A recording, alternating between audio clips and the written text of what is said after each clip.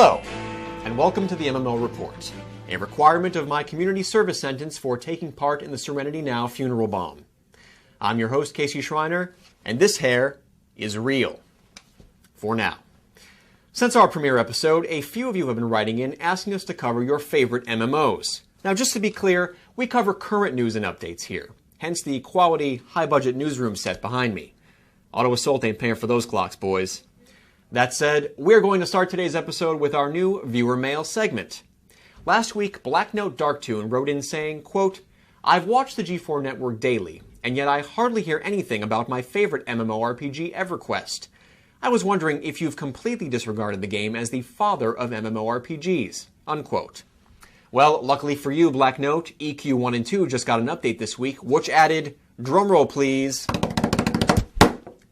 a virtual trading card game. Yes, both Everquest games received a free update on Wednesday called Legends of Norrath Oathbound, the first in multiple releases planned for the Legends series.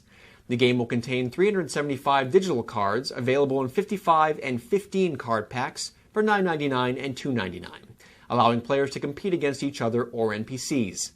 The Oathbound storyline will be told in 3 parts, allowing players to become part of a legendary war between the forces of order and chaos, while blowing a ton of money on virtual trading cards.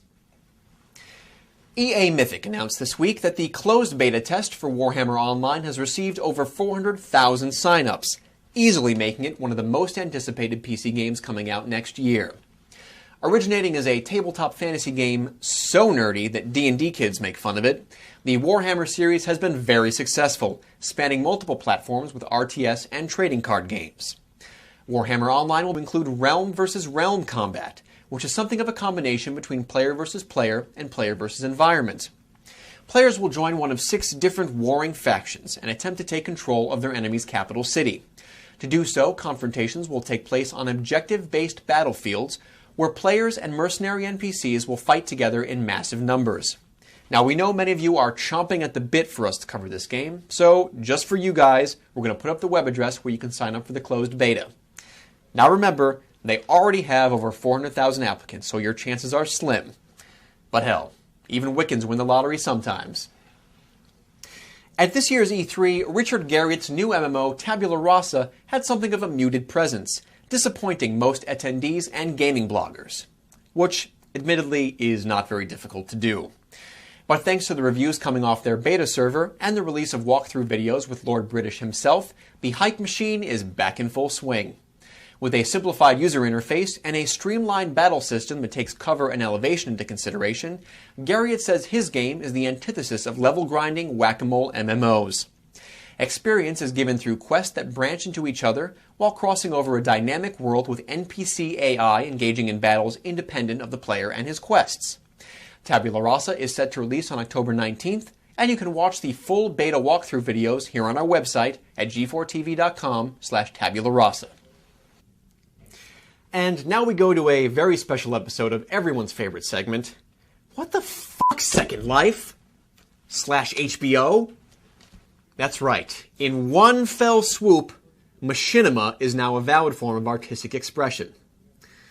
Time to pour one out for legitimate cinema. Home Box Office has purchased the North American television rights to My Second Life, the video diaries of Molotov Alva. For those of you who haven't seen this art film-inspired series, it chronicles how one man disappears from the real world and wakes up in Second Life. Now, while that may sound like the tagline from the most nightmarish horror film ever made, My Second Life actually has inspired aesthetics, and its haunting themes make it stand out amongst the noob joke machinima we're all used to seeing on the YouTubes.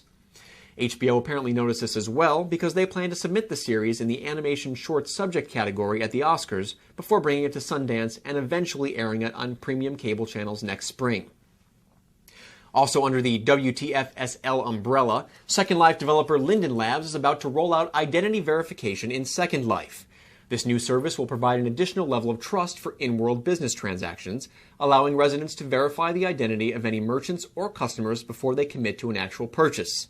The first phase of the IDV implementation will allow estate owners to flag their land as restricted, which will prevent underage residents from entering adult-flagged areas. And those are the good ones. This will work because, well, nobody lies about their age on the internet, right? Right. And once again, we've reached the end of our show. Now, we've been getting some great feedback from everyone, so keep it up, because we're always looking for new ideas, and our fragile egos need constant validation. If you want to check out some of the videos or links we mentioned in this episode, just go to our website at g4tv.com/the MMO and we'll list them for you. Because we don't want you spraining a finger trying to Google something. So until next time, I'm Casey Schreiner, this is the MMO Report, and remember, please don't send flowers. Send those new touchscreen iPods.